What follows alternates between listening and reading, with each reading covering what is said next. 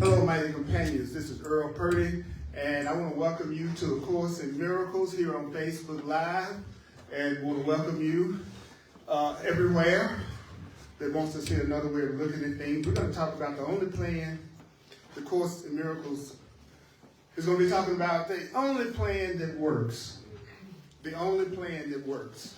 The only plan for your happiness and your peace that really and truly works. Now, we're experts at temporarily works. We've got temporary works down to a science. We can do temporary happiness, temporary sadness, temporary joy, temporary ups, temporary. We're good at temporary. But the Course is talking about the level of permanent that you can always count on, that's always there. So we're going to talk about the Creator's plan for our happiness, love's plan, truth's plan for our happiness. It works. It's a lesson that I cover periodically, because one thing I've learned in 43 years this week of studying the Course, and my relatives think I'm a slow learner. You still studying the same book? Yep, sure. Yep, I am. I need to study even more. Actually, because it works. That's the craziest thing about it. Every time I do what it says, I get what it promises. And still I find myself messing around and not really focusing in on it like I should. So we're going to start out with our theme song, which is one of the lessons in A Course in Miracles, which is, I am not a victim of the world I see. I'm not a victim. I am not a victim. Would you say that? I am not a victim. Would you put a little funk in it? I am not a victim. You what? I am not a victim of the world I see. Or like I like to say, I'm not a victim of the world I see. I see. I'm not a victim of the world I see. Okay. So here we go. And I'd like to enlist the help of the Course in Miracles choir. All right, here we go. Here we go. All right, like to sing the Temptations. I'm the victim of the world I see. I'm not a victim of the world I see. I'm not a victim of the world. Here we go. I'm not a victim. Say what? Of the world I see. I'm not a victim of the world I see. I'm not a victim, no, of the world I see. I'm not a victim of my mom. I'm not a victim of my pa. I'm not a victim of even circumstance at all. I'm not a victim of the world I see. Cause what's happening now is what I've done to me, including the good stuff. I'm not a victim of the future, not a victim of the past, not a victim of anything that is mine. I'm not a victim of the world I see. Cause what's happening now is what I've done to me. Is that right? Yeah. Boom, boom, boom, boom. I'm not a victim of the world I see. I'm not a victim of the world I see. I'm not a victim, no, no, no, no, no, of the world I see.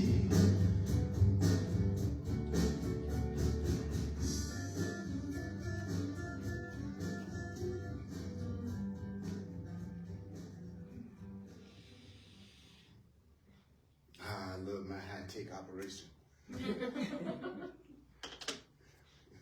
I'm going to have to pay my roadie better, my sound engineer.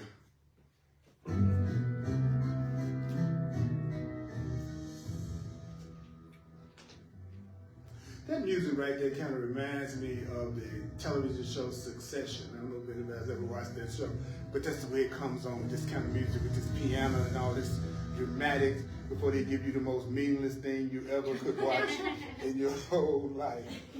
And that's all every episode. I'm thrilled today to have my friend Jessica in the house. We go way back. She was here back in 2002. So, yeah, it's been 2002 and 2003 when you were here. So we talking about 20 years. That's right. That's right. All right. So how's everybody doing? Doing good? You ready to get spanked? Okay, good. Some of y'all got too happy when I said that. So I hope y'all believe in the innocence of God that we're talking about around here. You know you're innocent, okay? All right. So we're going to do lesson 71 is the one I want to do again. And it's on page 121 in the workbook. Only God's plan for salvation will work. It's the same as saying only love's plan for our healing and our right-mindedness will work. Only our Creator's plan for our happiness will work. Only our Creator's plan for our happiness, our peace, will work. And then add one word to that will always separate the course from the way we think, which is permanently. Permanently. That's the difference between things that are done from the divine and things that are done from the ego, which is us. All our stuff is temporary. Everything from spirit is what? Permanent. It's a happiness and a peace that's always there. And the Course in Miracles says, read me slowly. People read the Course in Miracles like they're reading a novel or something. You don't read the Course like a regular book. He says you read it slowly, you digest, contemplate what you read, and you do not analyze it. So I don't analyze the Course. Analyzing the Course just confuses everybody. Because really it just means what it says.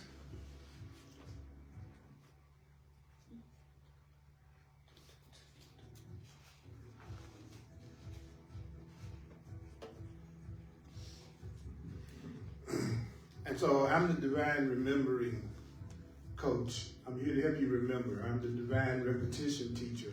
And these are the rules. These are the rules. These rules come from A Course in Miracles. The rules are you need not believe the ideas that I'm about to share with you. You need not accept the ideas that I'm about to share. You need not even welcome the ideas that I'm about to share from A Course in Miracles. And some of the ideas, you may actively resist some of the ideas that I'm about to give you. You may absolutely do what? Resist some of the things that I say from A Course in Miracles. Some of the things that you hear from A Course in Miracles might startle you because it's so different from what you think. And you're not being, I love this line, you are not asked to judge the ideas. All right, so we're not here, take the robes off, even though we look like we're the Supreme Court, and I feel like I'm on trial. From my perspective, that's what it looks like. Well, let me see, y'all. Can I justify my life? So I'm glad that you all are judging, but he says don't judge. Don't analyze.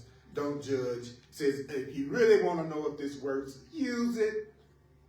What? That's a novel idea. Yeah.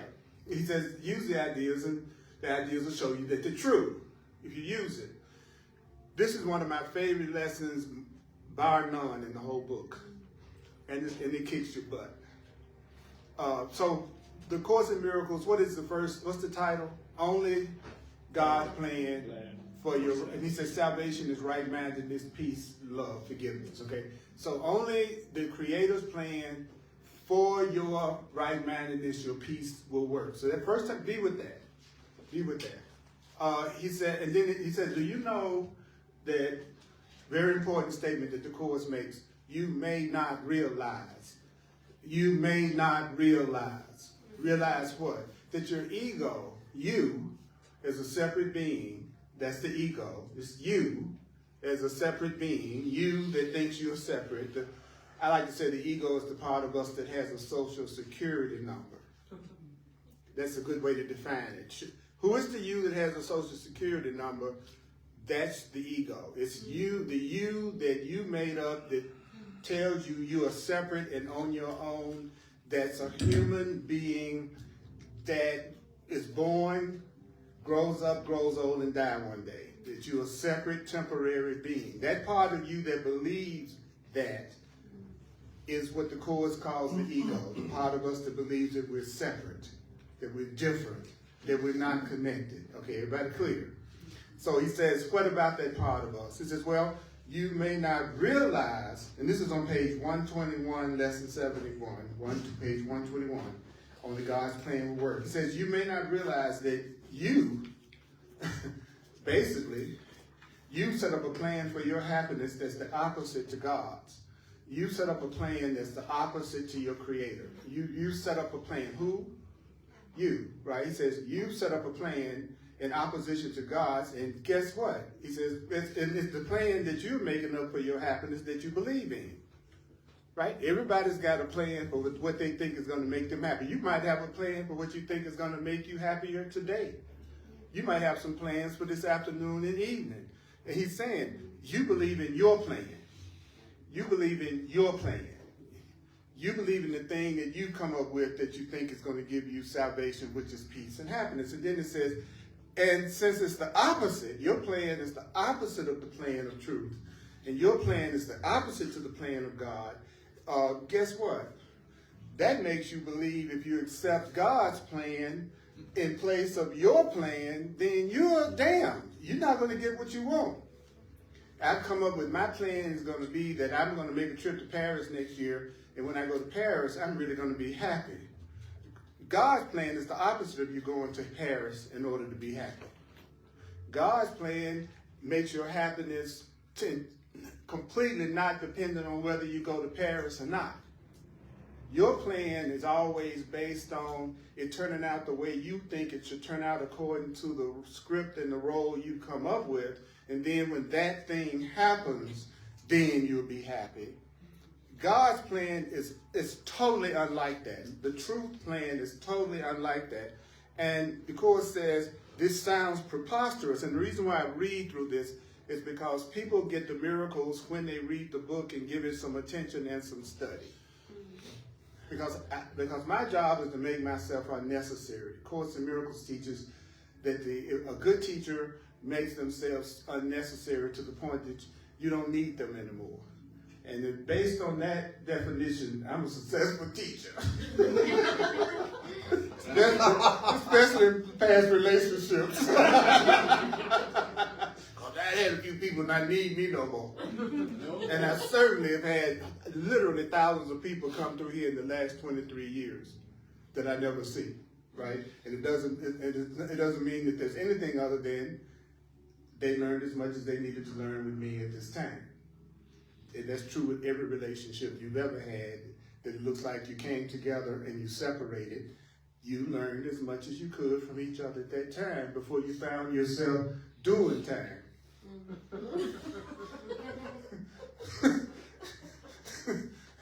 Right? So don't feel like you're a failure at relationships because you have relationships that did not last permanently. A Course in Miracles teaches it's rare to have a relationship that lasts a lifetime. That's not common, that's rare. And if you look at your own life, don't you think you see the truth of that? If you just look at your life, you'll see that you've had a lot more relationships that have ended than you've had relationships that are still permanent until today. And then the wrong mind called the ego in us tell us that means we're somehow these big failures that can't have relationships, when most relationships aren't even meant to be a lifetime. So you are more successful than you think. If you feel bad, then you can be assured that your ego is talking to you. Anything that makes you feel less than joyful is coming from your wrong mind, because there's always a way to look at anything. There's always a way to look at anything that could make you feel better. I don't care what it is. It could be the most horrible thing you think you've gone through. There's still a way to look at it that could make you feel better.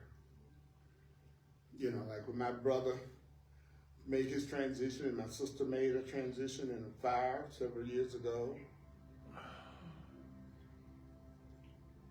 The Course in Miracles gave me a way to look at that made me feel better even in the midst of my grief by telling me my brother and my sister were not their bodies, that they were spiritual beings, that they have eternal life, and that no one dies without their own consent at a soul level. The fact that their bodies might have been perishable, and the fact that they are eternal consciousness, awareness, spirits, whether that's true or not, it sure in the heck makes me feel better than to think they're just some bodies that died and never even existed and will never exist again. You see what I'm saying? The truth is going to always make you feel better. I didn't say you were going to feel ecstatic. I said you just feel better. Okay? So God's plan is for you to be happy regardless of what is going on in the outer, whether you get to Paris or not. Your plan is that that's got to happen for you to be happy. So the Course in Miracles is saying you need to consider what the ego's plan and ego's wrong-mindedness. So you need to learn what the wrong-minded plan is. And if you consider what the wrong-minded plan is, perhaps you will realize what? However preposterous the wrong plan might be, you believe in it. You're going to find out, even though I'm going to give you the preposterous plan that will never make you permanently happy, I bet you if you were to be honest with yourself, you'd say a big part of yourself believes it. Okay? So what is the wrong-minded plan? What is the plan that for your happiness and peace that will never work? What is the plan that's preposterous? What's the plan that's the opposite? What's the plan that's fearful because it might not happen? What's God's plan, the loving plan? What's the ego's plan, the fearful plan, right? So it centers around holding grievances. That our plan for happiness centers around holding grievances. Now, when the Course in Miracles says grievances, you'll find that it's a different definition of grievances than what we're accustomed to. Most people think of a grievance as something that someone has done to you that you got to get past, and that's true. But the Course is going to give you a new definition of grievances. And that new definition of grievances is this. The wrong mind maintains that if someone else spoke or acted differently, if someone else spoke differently, if someone else acted differently, if you have some external circumstance that changes, when something changes on the outside, when this event changes, then you will be happy. The plan is you would be saved, that's what the Course calls it. You would be saved if your mama spoke or acted differently, your child spoke or acted differently, or your boss spoke or acted differently, or people on politicians spoke or acted differently. If somebody else acted differently, you would be happy. It's always, when I share the Course with people and myself, it always kind of, it's like we sit very calmly when we hear something like that, but we don't realize how much we absolutely believe that somebody else should do just what you want them to do, the way you want it done for you to be happy. But we'll sit up here and act like that's just the easiest statement to hear. Oh, I think if somebody else spoke or acted differently, then I'd be happy. Yeah, the next time you mad as hell, you better believe that's exactly why you mad as hell. Because something or somebody is not acting the way you want them to. They're not being the way you want them to be that you think would make you happy. If you stop by the bakery and got me a donut every night, I feel real good when you come home. See, I've just done it again. If you do something different, if you do something other than not bringing me the donut, if you did something different, then I would be happy. And the Course says, that means the source of your happiness, the source of your joy, the source of your peace is perceived as outside yourself. See that if I can get a date with you, then I'm going to be happy. Then the source of my happiness is outside myself. If I'll be happy when I make $200,000 a year, then my happiness is outside myself. And if I'm not making $200,000 a year, I won't be happy, because my happiness doesn't come from me. My happiness comes from my income. My happiness comes from whoever I'm dating. My happiness comes from the kind of job I have. My happiness comes from the kind of car I drive. My happiness comes from the plan that I've made up for how I'm going to be happy. And the Course says, each grievance you hold, what is a grievance? He says, each grievance that you hold is a declaration.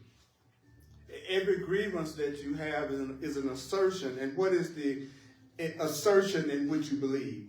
If this were different, I would be saved. If this were different, I would be happy. If this were different, I would be happy. If the weather was different, I would be happy. If the weather was different in Colorado today, I would be happy. If it was summertime again, I would be happy. If this were different, I'd be happy. If Earl were talking different right now, I'd be happy. That's called I'm bored as hell with what you're saying. That's you wishing I was doing something different to entertain you and to excite you, right? Because you're interpreting and giving meaning to everything I'm saying, to me, and to my presentation, and then you're reacting to your interpretation of me, and that's determining how you feel. How you feel about me is coming from the meaning that you're giving me, which is coming from the interpretation that you're giving me. And I know that. So I know no matter what I do, you are going to see me the way you want to see me, and the way you see me is going to be the way you react to me and the way you feel about me. And when you start to wake up after studying the Course for a while, you realize it doesn't really matter what you say to anybody. They're interpreting it according to their level of consciousness and the way they're looking at things. So I don't care how carefully you're trying to say something to somebody, they're still interpreting that based on their thought system, their values, and their beliefs. So the Course is telling us that our plan is the next sentence. The change of mind necessary for happiness is thus demanded of everyone and everything except you. So let's just say it in a plain kind of way. Everybody needs to change but me. Everybody, all of y'all jokers need to change for me to be happy. I don't need to change.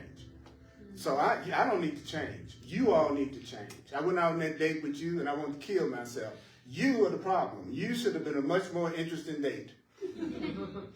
See, he says, the change is demanded of everybody but you. Everybody's got to change but you. And listen to people most of the time. They're usually always telling you what needs to change outside of themselves and who needs to change outside of themselves and what's wrong with the world. But you don't very seldom hear people say, I need to change the way I'm feeling, and I need to become more forgiving, and I need to take more responsibility, and I need to realize my happiness comes from me, and I realize that I should be a person who is giving myself the freedom that you don't hear that. You hear, if my childhood had been different, I'd be happy. If my mother was different, I'd be happy. I'm going to keep saying this because if a person really hears what I'm saying, then they will realize they have the key to happiness in their hands that they could really start using today. And it's going to work better than any plan that any one of you and me, y'all could tell me right now. Each one of you could tell me the plan you have for your future, and I know that plan is not the plan that's going to ultimately make you happy, because it's not anything you tell me that you're trying to do that's not temporary. It isn't based on something going right the way you want it to go out there. So the Course is saying that you've assigned a role to your mind. And he says, the role assigned to your own mind in this plan, then, is simply for you to use your mind to determine what other than your mind must change. I'm using my mind to come up with what other than my mind changing needs to change. So I'm using my mind to figure out how you need to change. I'm not using my mind to figure out how I need to change. The job I'm giving to my mind is to determine other than itself what must be changed if I'm going to be happy. So this is what the Course calls an insane plan. So what is an insane plan? An insane plan is this. Any source of happiness for you is acceptable. Anything you can come up with for happiness is acceptable, provided that it won't work. Yeah.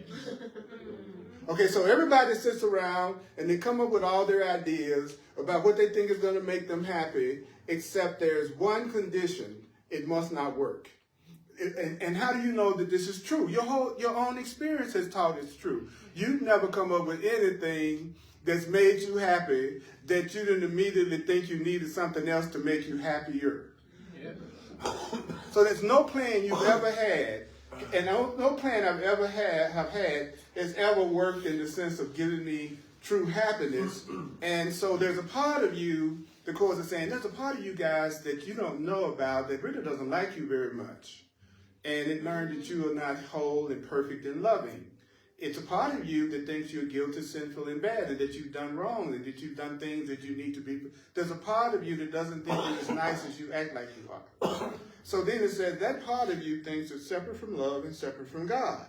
It has come up with a stupid plan. What is the stupid plan? The stupid plan is to be thinking all the time about how you can get somebody outside of yourself to be different, and so that you can be happy when you don't have any control over those other people and those other things outside of yourself, really. So you have come up with a plan that gives you a powerlessness. See, if I make my happiness dependent on Harlan wearing a red shirt, and Harlan hates red shirts, then I gotta forgive Harlan for not wearing a red shirt. So that's what we do forgiving. We're forgiving people for not acting out our script. That's all we're always doing. You didn't do what I wanted you to do exactly as I wanted you to do it. Now I have to forgive you. Think about that for a second. You didn't do what I wanted you to do exactly how I wanted you to do it, and now I have to forgive you. You haven't done a doggone thing to me just because you haven't done something exactly how I want it done. You haven't done nothing to me. You haven't done a doggone thing to me. I'm mad at you for nothing. My happiness isn't dependent on you doing whatever it is I want you to do. So I'm holding a grievance against you for me not being able to control you in my own selfishness. Have a nice day. You leave here and somebody wants your phone number and you go, no, you don't want my phone number. I got a lot of stuff to work on. I'm going to add you to my grievance. You best not. I was at a club the other night doing research, and I always go places and ask the Holy Spirit to determine who I meet. I don't try to get. And I was sitting at the table, and a person came up into my experience, and I was realizing that we had a good connection, very friendly, very loving, came from out of nowhere, did what a lot of people sometimes will do with me, asked me if she could give me a hug right off the bat. People recognize your energy a lot of times. But, and she asked me she asked me for my phone number about 2 or 3 times, but I knew that I must not give her my phone number because I was listening to her when she was talking to me. I'll say that again. I was listening to her when she was talking to me. And she felt so safe when she was. She felt so open when she was. And she was fine, and it was a perfect moment. But I was hearing drama. It was like, and I came home and everything in my house was gone. Then my car went up a tree. It's like I'm listening. I'm listening. you know what I'm talking about? Oh yeah. You know what I'm talking about, and you're listening to me. And I remember a time where she could have been talking back, and then I was in, but look at her butt. I don't care how crazy you are. I'll take you to a course class. We'll do a workshop, and then I'm getting hold of you. So, but now in my wisdom, born of pain and suffering, I pay more attention to what a person thinks, says, and communicates than how they look. And I knew the moment was perfect just the way it was. My happiness didn't depend on whether she was there or not because I didn't come with her. So I was using God's plan, not mine. I had decided I was going to have a good time with nobody to talk to me at all. Yeah. So at that point, I couldn't do nothing but just win because I didn't have an agenda, right? And how I know I didn't have an agenda? Because when I recognized that going further with her would not have given me peace, then I blessed the encounter and let it go. I wish I had learned that 35, 40, 50, 60 years ago. Because you could do that today. Every one of y'all could do that today. Every one of you all could do that today. You can start moving in the direction of realizing every time you come up with a plan that you think it has to happen in order for you to be happy, you're using the insane plan because now you're making your happiness be dependent on factors you can't control, which is how other people act and then what might happen to you in life. Earl, are you saying we shouldn't have dreams? No, I'm saying that you should not believe that your happiness depends on it. It's okay to do it almost like a game for the fun of it. I've read so many stories where multimillionaires and billionaires say at some point it's not about the money because you have more than you can spend in 10 lifetimes. It's just a game at that point. They just to them they're just playing a game. You know, let me see if I can increase my income 200% next year. But you don't realize, but if you took that approach to everything you're trying to do, it will work out better. Right? So the Course in Miracles says, if you accept the plan and the plan won't work, what happens? He says, well, this ensures that the fruitless search will continue because you have the false idea. I'm going to do this in plain language because I read it 300 million times. You have the false idea that even though this hope has always failed, you've tried this before, you've tried looking outside yourself before, you tried to control other people and get them to be and things to be the way you wanted to before. It's always failed, but your mind tells you, but guess what? There is still ground for hope in other places, and there's still ground for hope in other things. I love this line. Another person will yet serve better. I love that line. That's what you call being on a dating site. You're looking for the person who will serve better than the last one. Do what you want. I love that the Course of Miracles says that. You're just looking for another person. You call it you want to fall in love, but the truth is you're just looking for somebody to make you happy, and you're looking for somebody to serve you better, and you're looking for somebody to make you feel special and to make you feel important because you're not doing it from within yourself. So you're needing them to somehow restore your wounded self-esteem because you've been married 7 times. And so this one is going to be the marriage that works. This is the marriage that's going to restore my wounded self-esteem.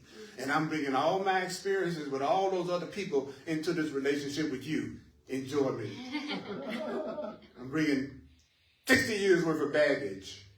So people say they don't understand the Course, and I'm going, no, that's not the problem, because every one of us knows we have experienced and have done exactly what this book is. Nothing about what I'm saying, just the hard Course. It's just being honest and straight up. He says, another person will yet serve you better. Another situation will yet offer success. I think if I make up my plan of getting you to serve me because she didn't serve me, then I'm going to have success. If this job didn't make me happy, this next job's going to make me happy. You see what I'm saying?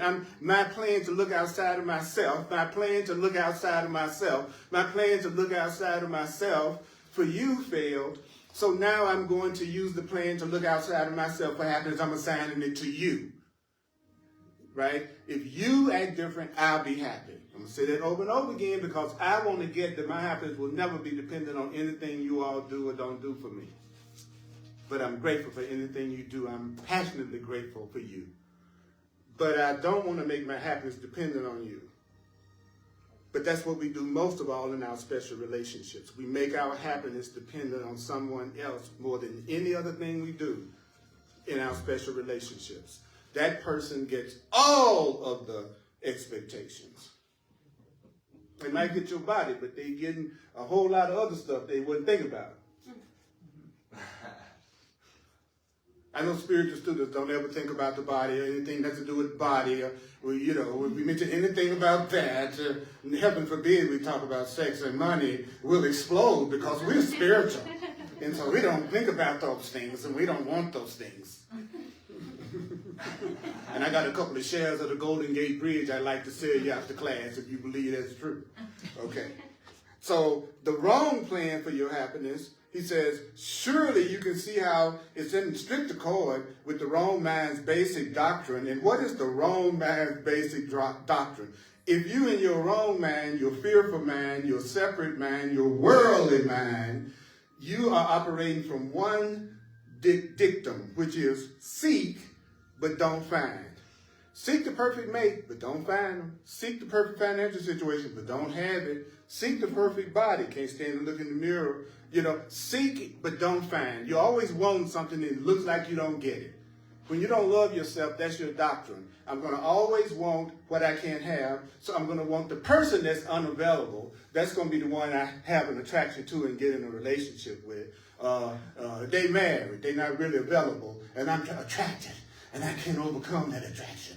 It's too much. It's too much. No, that's just the part of you that hates yourself enough to want something that's not available to you. Because there's no way you really want something that's not available to you. So the mere fact you even chose somebody that's not available to you means you do not really want them. Stop kidding yourself. You don't really want something that's not available to you. And so I like to use physical examples because that makes this not be so abstract. So that's why you see me bring up stuff that spiritual people would never bring up. Okay, so please forgive me for bringing you on down to the level of conscience where I mention money. Okay, I know. I understand. You don't need, all you need is God.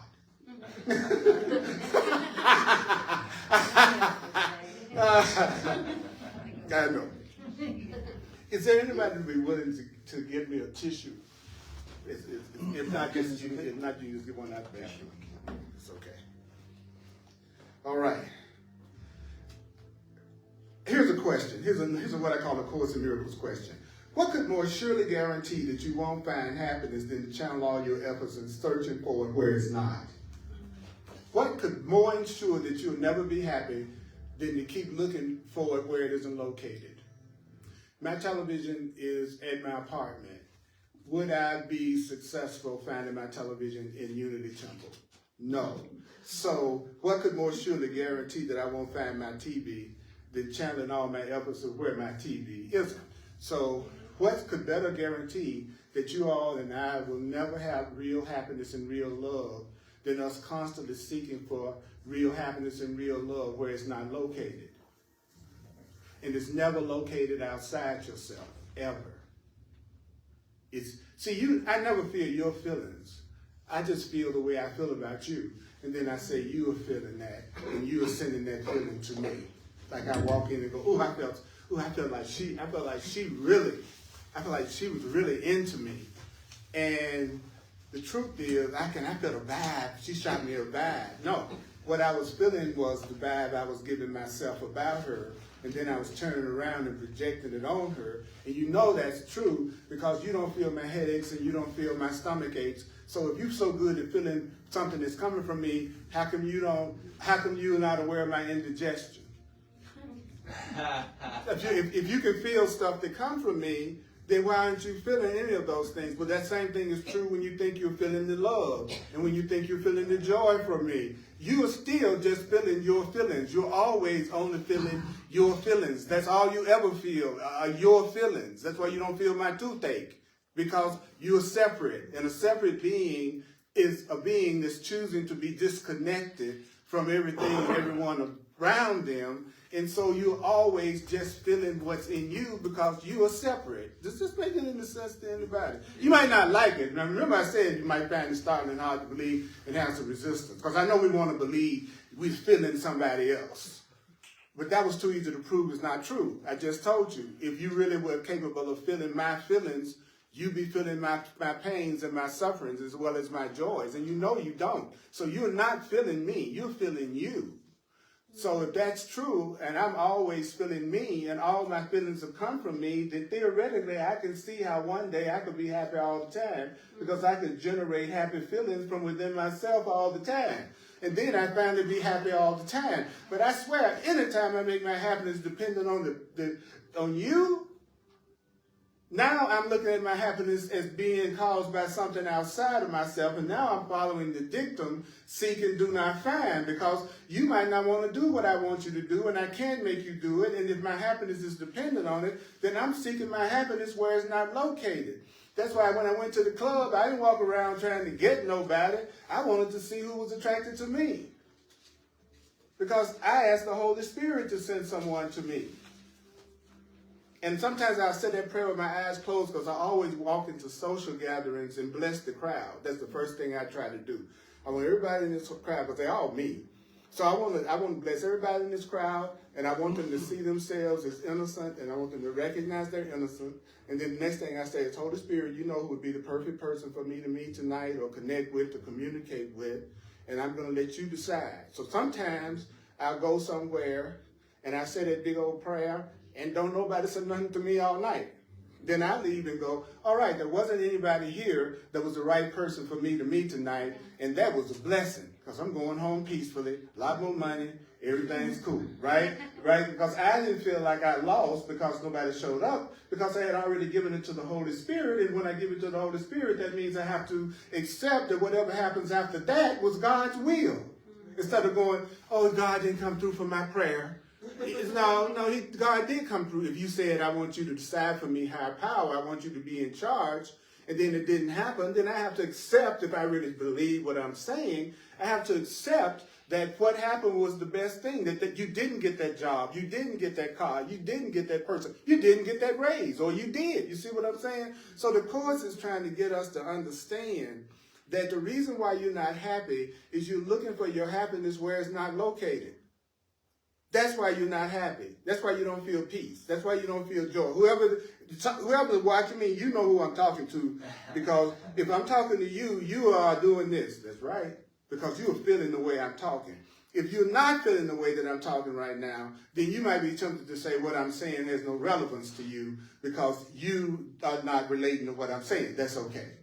Because I'm here for those who need me to say what I'm saying. It fits perfectly where they are right now for them to get assistance, not necessarily to reach everybody I'm talking to.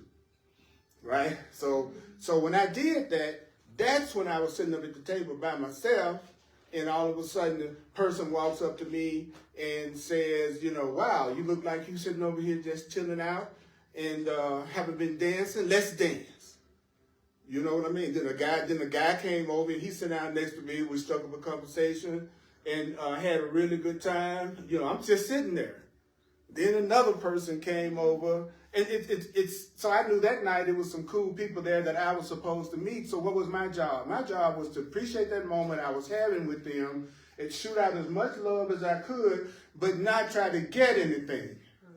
So I wasn't looking at the women going, okay, let me see how I can get them. It's like, no, I've learned through the Course of Miracles, it's the last woman, last man, last animal, last car, the last anything I want is what I have to get. So you'll never have to worry about me trying to seduce you unless I already know I'm going to be successful. Then we can play the game, go to the movies, whatever we do. But I ain't doing nothing unless I know I want it to turn out the way I want it to turn out, and I don't want to make nobody do it. See what I'm saying? So I have to bring the Course of Miracles down to an everyday level that is a separate self I think I live on. And I feel like I'm talking to adults, so I don't have to talk to you like I'm talking to children and tiptoe around certain subjects. Now, am I wrong? Okay, because I want to be able to apply it to my everyday life. So he says, God's plan is going to work. Why? Because if you follow God's plan, what's the first thing you can tell when a person is following the right plan? He says, well, if a person's following the right plan, they're going to look for what they want where it is. So that's how you can tell the right plan.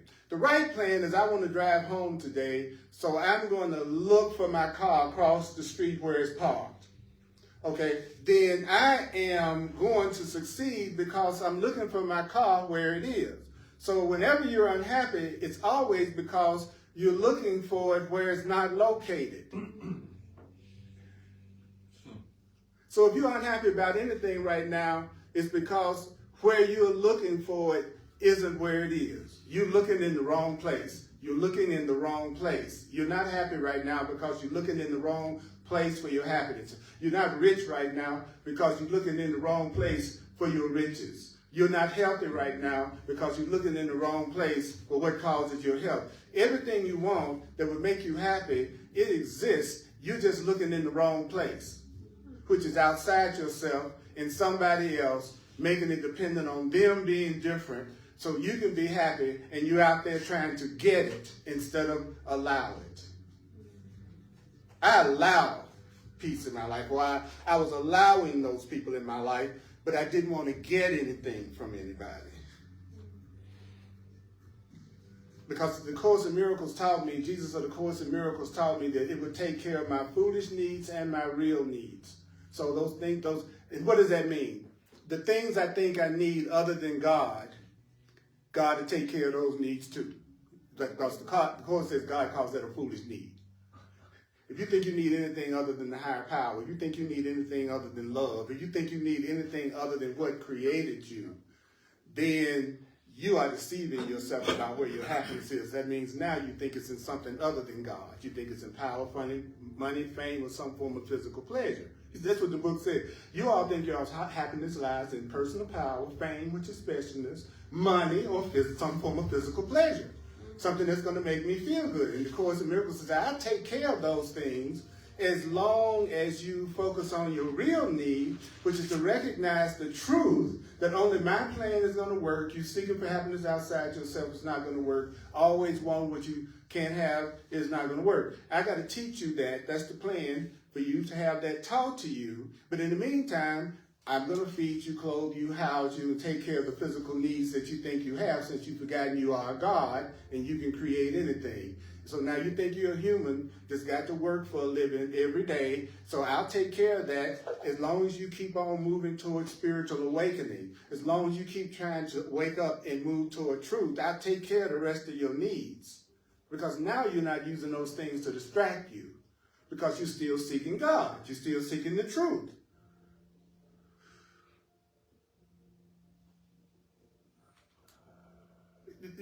Do you know you can tell really easily anything you've attempted without God? It's always the thing that's never succeeded. Whatever you do in your life that it never looks like you get what you want, that's the part of your life you are still in charge of, and you're still handling it, and you're still coming up with your plan, which is you're trying to think of what other than you needs to change in order for that situation to be better. That means you still use your mind to try to figure out how that person needs to be different, how they say, in order for you to be happy. That's why you're unhappy. You're looking for your happiness where it isn't located, and it isn't located in using your mind to try to change everything else around you in order to be happy. That's the guarantee you'll never be happy, because you can't control the outside from the outside. So the Course is saying to you that, this is such a powerful section. Thank you, Spirit, for telling me that. I am not going to rush through this. Okay, I hate rushing through the Course because it's so powerful. And so let's not rush through it. Let's use what we've heard, okay? So I'll continue next week, but I'm not going to stop yet. Your torture is still a little bit longer.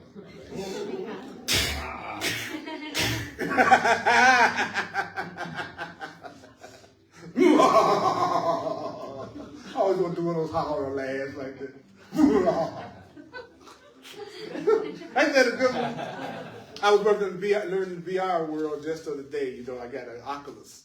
And my avatar don't look nothing like me. He's got long black hair. It's all slim, and it's white.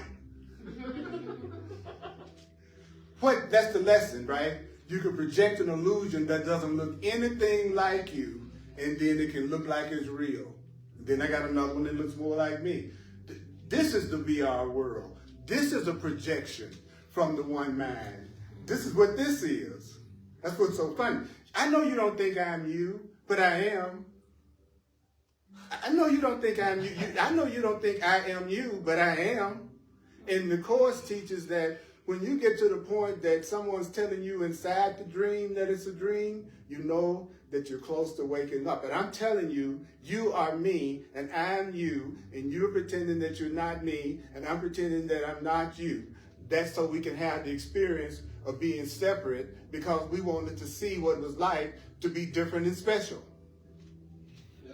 That's why we're sitting here. We wanted to be separate. We wanted to have the illusion of being separate. And now I make my happiness dependent on what my other separate selves do. And he's saying that if I'm going to succeed, as God promises I will, what is it you want to do if you're going to succeed in finding your happiness? Well, he says, if you're going to succeed, then you must be willing to seek only where spirit and truth is telling you to seek in order to have what you want. If it's like Spirit saying to me, Earl, I know you were looking for your refrigerator at Unity, but it's at your apartment. So you must be willing to seek for it only in your apartment. If you look for your air conditioner at anybody else's house, you're not going to succeed, even if you go into every house in the world, which is us trying other things. Other than what, that's us trying all the houses in the world. But that is not where the refrigerator is located. Your love is never, and your happiness and your wealth is never, ever located somewhere else where it isn't. And it is in you. Right. So every time you seek anywhere else but you, you know you're following the wrong plan. And he says, only otherwise, unless you're willing to seek for what you want where it is, otherwise, what does that mean? He says, well, it means your purpose is divided. And then you go, what does that mean? Why do you say my purpose is divided? Well, I told you, if you're going to succeed the way I promised, then you got to be willing to seek for your happiness where I'm telling you is located.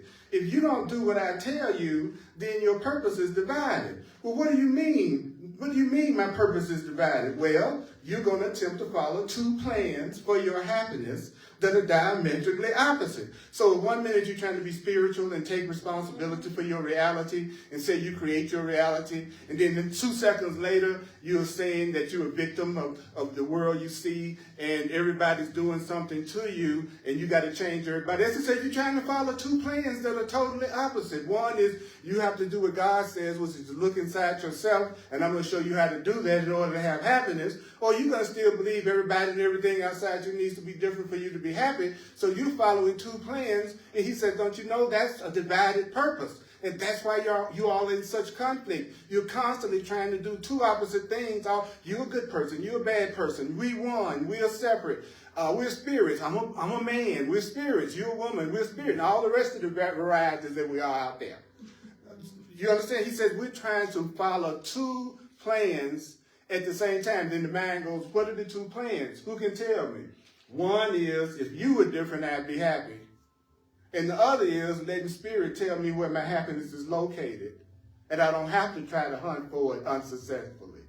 Because if I know your refrigerator is in your apartment, then I could save you some time. You're looking for it. You don't know where it's located. I do. If you listen to me, I save you some time. You wouldn't have to search in all them other houses where your refrigerator is not located. Don't you think for a second you can't have the kind of relationship that gives you joy, or what you do in the world gives you joy? Don't you think for a second that you can't enjoy this experience of thinking that you're a physical body? All you have to do is realize you're more than one. I'm having so much fun being what appears to be a man of color named Earl Purdy, because I know I'm not a man of color named Earl Purdy. I'm really a spiritual being. I'm really consciousness, playing a role. Got this role, this body, this right here that y'all are calling Earl Purdy. This body is not me. This body is the way I'm communicating with you through. That's what this body is doing. You can hear my thoughts because I got a body to communicate them to you. If I didn't have a body, you couldn't hear me the thing I was saying to you. Because you believe we're separate. Wow. So I'll go along with it as long as y'all want to go along with it. And I'll act as separate as y'all need me to act for you not to put me in jail. Because that's really what it boils down to, right? I got to respect your boundaries, right? So to respect your boundaries, I have to listen to you. I have to watch you. I have to be present. So I know how separate to be from you for you to feel peace around me. And that's why I treat you the way I treat you. I treat you the way I treat you because I'm trying to meet you where you would have the least amount of fear dealing with me. It has nothing to do with how close I could connect with you or how much more affectionate I could be with you. And I get a good clue about how you want me to be with you, especially physically at any level, by the way you are with me. That's the real easiest way to tell. People give what they want to receive. Like the girl walked up to me, she said, give me a hug. Right? And guess what? She saw the hug where the hug was located. And so she had the experience. So if it's something you're not experiencing, I'll say it again. The reason why you're not experiencing it is that you're looking for it in the wrong place. I don't care what that is. Your spiritual growth, your financial situation, your relationship situation, your health situation. It means you are looking for the solution where it's not located. You're looking for it where it's not located, which isn't the same as saying it is not available to you. It is available to you. It's totally, everything that brings you joy and abundance and peace is available to you. You're just looking for it where it's not located, and the course is trying to teach you how to allow it to happen by being willing to follow the plan for your happiness that you need to be taught that only works. And that's what we covered in this lesson. And I wanted to start out right here because you've got a lot to hash on right now. So I'm going to stop right here, and but stick around for a couple of minute recap. I'm going to bring it all together. We're going to do the love offering. Those who would like to share, I would surely appreciate that as a full-time teacher of the course. Online, if you'd like to share, make a financial expression of appreciation, you can use Venmo, Zelle, PayPal, or the Cash App. And all you need is my email address, earlpurdy@earlpurdy.com, earlpurdy@earlpurdy.com. I really appreciate you all sharing with me. I really do. That's a gift from God to allow me to do what I need to do and what I was put here to do, and I really appreciate that. I'm available for one-on-one sessions called clarity sessions, one-on-one sessions that I counsel and mentor with you, one-on-one sessions where you and I coach you with the Course in Miracles, because I've been doing it over 4 decades, and I know I could save people who are newer to it and who are sincere about it a lot of time that they will sit down with me. So the purpose of a relationship is to save time. The purpose of the Course in Miracles says the only reason why you should get in a relationship with anybody is to save you time, move you faster. Sometimes it looks like you move faster when you're by yourself, and you get with somebody and it looks like it's slowing you down. Or sometimes you're doing great and you're trying to move that sofa, and then the person that you've chosen as a partner sits on the sofa. Right? They're not helping you, they're delaying you. So ask yourself, is my relationship, are my friendships helping me or delaying me? Is my relationship delaying me? What is the delay? Anything that's keeping you from focusing on the truth while you're with them, that you deserve love, that they deserve love, that you're innocent, that you're spirit. Anything that they're doing or you're doing to them where you're trying to make each other feel guilty in any kind of way. Anybody that's trying to make you feel guilty is delaying you. They're delaying you. Because when you feel guilty, you ask for punishment. When you feel guilty, you ask for punishment. When you feel guilty, you ask for punishment. And then you receive some form of upset, which is the punishment. Something goes wrong. When you feel guilty, something's going to go wrong. Because it's saying, I think I need to be punished. So stop doing stuff and stop doing what makes you feel guilty, what you're making yourself feel guilty about. Stop doing anything that you make yourself feel guilty. It's not that anything's wrong with what you're doing. It's not saying anything's wrong with what you're doing. You are thinking what you're doing is wrong if you feel guilty, so you're going to punish yourself for doing it. Stop it. Unless you think you deserve punishment, then you won't be able to stop it. And you're going to end up doing it because you want the punishment that's going to come on the other side of it. That's why you got in a relationship with them. You knew it. Everything in you, your hair stood up on your body, your hair stood up, and you knew that was the wrong choice. And you did it anyway because you wanted the punishment that you knew that relationship was going to give you. And then spirit turns around and goes, but I can show you how to use it in a way that wakes you up and helps you and benefits you. No matter what choice you make, I can take that choice and I can use it to your advantage. But you got to call on me. You got to create a relationship with me. You got to learn how to communicate with me if you want to take advantage of my wisdom and my knowledge. But you all don't want to take the time to learn how to communicate with me, so you miss all the wonderful help you could be receiving in that situation that you're so afraid and struggling about. And Earl is letting me use his body for a little while to give this message to you that he's going back to being Earl.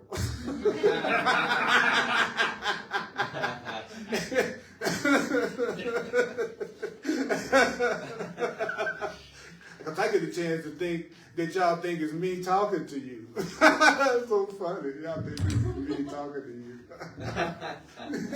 But you know my body is being used every Sunday at 1 o'clock to share things that I hardly ever do.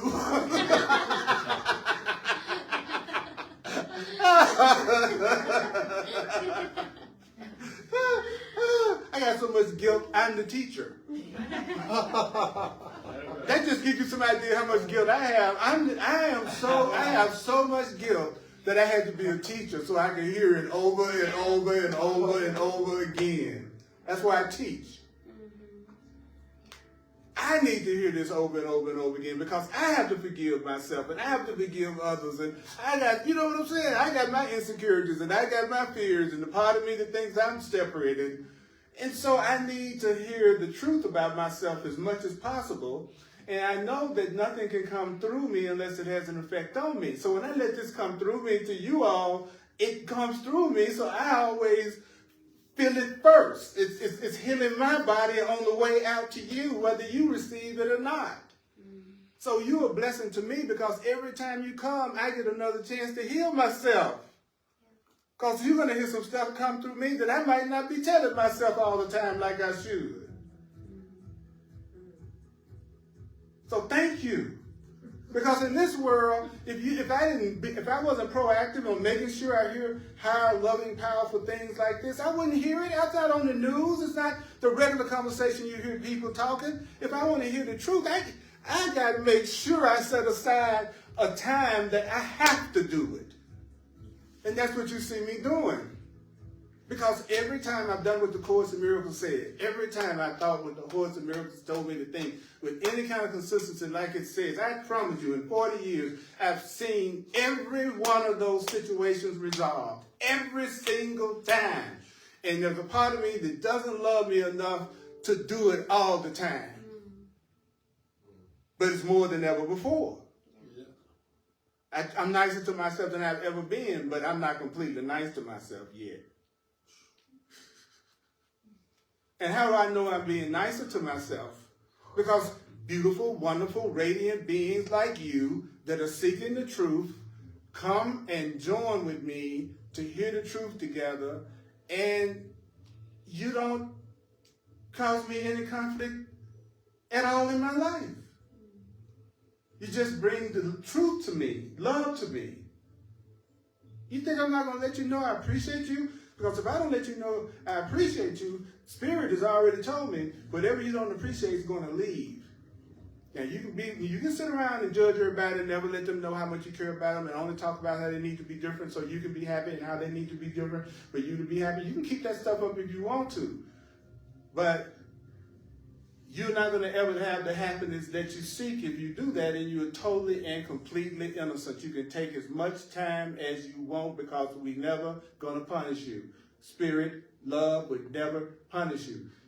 I'm going to tell you about time. Time is elastic. We're going to give you as much time as you need to change. As soon as you change, that'll be the end of time. Because time is only hanging around for you to get your act together. Then it's going to roll up like a carpet behind you when you finally wake up and realize you're a beautiful being. You've never hurt anybody.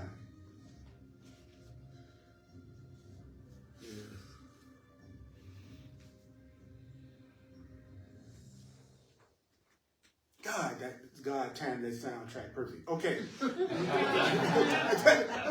I love a God production. It's so deep, you know what I mean? So I'm available. Go to my website. It explains everything you need to know about me. It's on my website. If you have enough interest to go to my website, that means you have interest. So thank you. All right, Thursdays at 7 o'clock Mountain Time, Earl Purdy page, Facebook, my next Course in Miracles live, Hardcore Course in Miracles, 7 p.m. Mountain Time, Thursday night on the Earl Purdy page, on Facebook Live, and all my classes also on YouTube. All my classes also on YouTube. Sunday class, we got some cool people here. I wish you could see them. They got cute bodies. They're not their bodies, but they got cute bodies, every one of them, and they look so innocent. I don't know what they've done. I don't want to know. I want to keep my perception about it so highly of you. So don't tell me nothing. Because my perception of all of y'all, you just look like little angels. And since I'm not in a special relationship really, really deeply with anybody, you're not mad at me about nothing. So it's a lot of peace, and I can feel it. I'm thankful. I love you too much to get in a special relationship with you. I save that for the people who are most guilty. And we need to love each other, learn how to love each other together. Then it becomes fun. I messed up. I don't know how to do relationships. I always seek outside myself for peace, and then you go, me too. I don't really know how to do it either. I'm kind of jealous too, and I've been seeking outside of myself for a relationship. Well, why don't we get together for the purpose of using our relationship to get past the blocks to love that we have together, because we're already attracted to each other. So why don't we use it to grow? How do we use it, since you're jealous and I'm jealous and I don't really know how to do relationships and you do, why don't we learn through a curriculum that would teach us how to have perfect relationships and to get rid of the blocks to having it? One way is A Course in Miracles. Let's do that together. Let's seek the truth together. Let's seek to be more sane together. That's a holy relationship. That's a real relationship where you and your partner, or you and your friend, you're using your relationship to speed you along in recognizing your divinity, your innocence, and your sinlessness. Not someone that's always complaining about you, criticizing you, judging you, telling you what you're doing wrong and how you need to be different. There's nobody that loves you is talking to you like that. So if you're wondering if they're loving you in that moment, no. Now you're not in company. Because do they love me? Do they not? I don't know. Is it real? Is it unreal? The fact that you're going back and forth, let me give you a little tip. It's not real. If it was real, you wouldn't be asking if it's real. The mere fact you're asking means it's not. Do you feel bad about that? He said, no, you don't feel bad about it. You just do something about it. You just learn how to do it differently. You learn how to love yourself enough not to make any demands of anybody, so therefore nobody can hurt you, because you're not expecting them to do nothing for you in order to be happy in the first place. So they can't disappoint you, because you're going to be happy anyway. And then when they do something for you, you freak them out with your appreciation, because you know that giving appreciation is going to increase the good for you and them. So I love that. I love to show people how much I appreciate what they do for me, especially to tell them sincerely. Because people usually hear what everybody's upset with them about and wish they would do different, more so than people telling them what they appreciate about them and how they see them as a blessing. We're really quick to let people know when we've had enough, right? But then we're totally, completely usually bashful about looking at somebody we care about and saying, I love you. When's the last time you told your friends and relatives that? But when was the last time you told somebody you were upset about something? Look how much more probably that you letting people know you're upset about something happened this week than you letting people know you love them, which is why you have more of the other stuff other than love. It's not complicated. The only thing that's lacking in your life is what you're not giving. And there's a lot of good stuff that you're giving right now that you don't know you're giving. And it's going to come to you and you're going to be shocked because you're nicer than you think you are. And you're going to think you don't deserve it. That's how you can tell when you don't love yourself.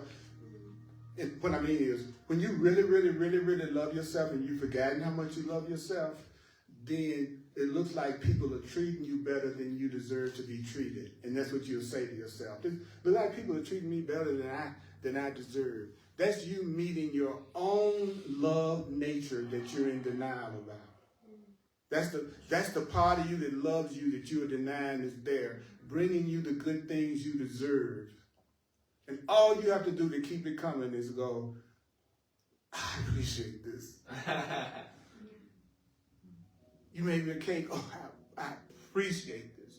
Because the biggest complaint you hear from people is what? They'll say something like, I was doing something really nice for somebody for a long time and they didn't even tell me thanks.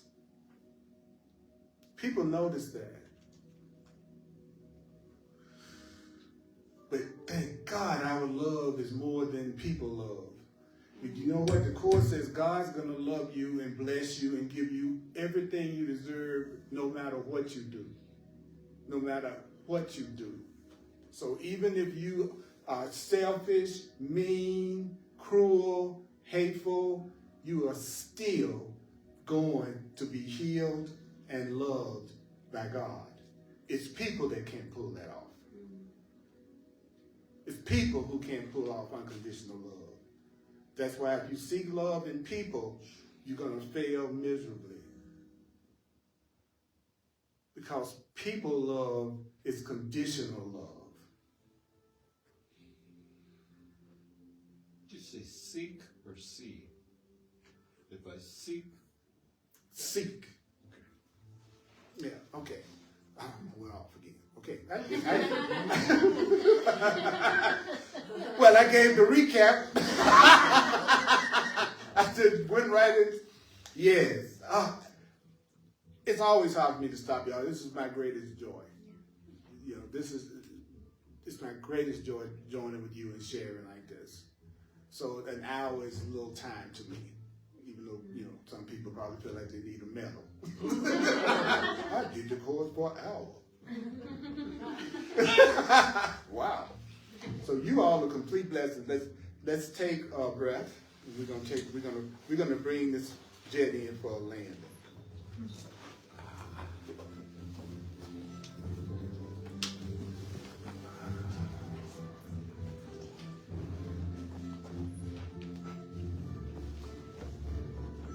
Only God's plan for happiness will work. Only God's plan for my happiness will work. What is God's plan? What is God's plan? What is God's plan? God's plan is for you to seek for your happiness where your happiness is actually located. God's plan is for you to actually have that joy and happiness that you've always wanted and it never ends. And that's the only plan that's going to work. It's the plan that gives you what you want because the plan knows where it's located and you want to be happy. Your plan is this, and you can reduce it down. The wrong plan, don't forget, the wrong plan is if this were different, I would be happy. I'll say it again. The wrong plan is when you tell yourself, now does that mean you should never have things be different? If it's to your advantage for things to be different, then things can be different.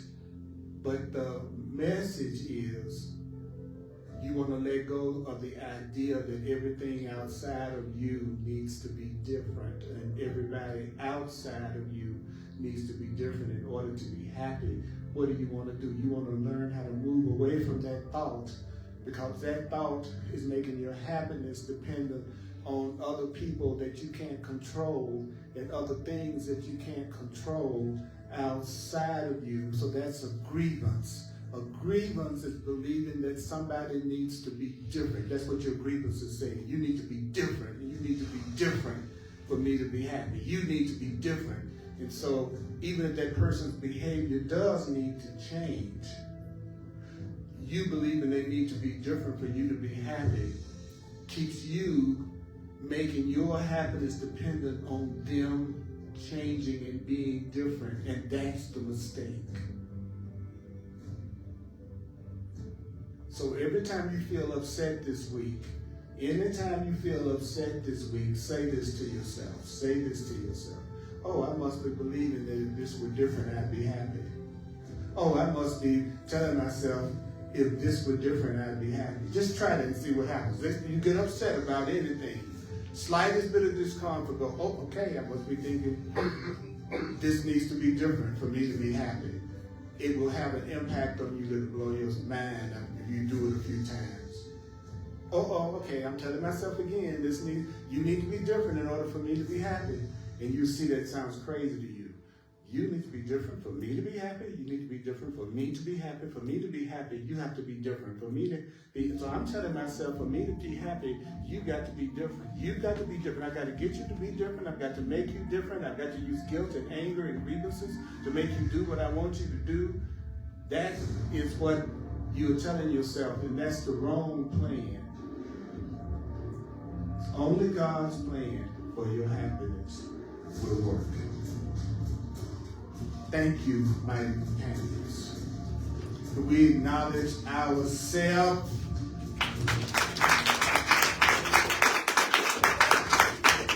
To acknowledge yourself like you really mean it. Yes, that's what I'm talking about. How many of you all are willing to admit you have used the wrong plan in the last 24 hours? See, we're the same. We're the same. And that means we're all innocent. And we're going to learn how to have our habits. He's going to teach you how to do that plan. If you get a chance to read that lesson, read that lesson. And hugs are available. The music got dramatic right at the end and everything, didn't it? Hey, what's going on? What's going on?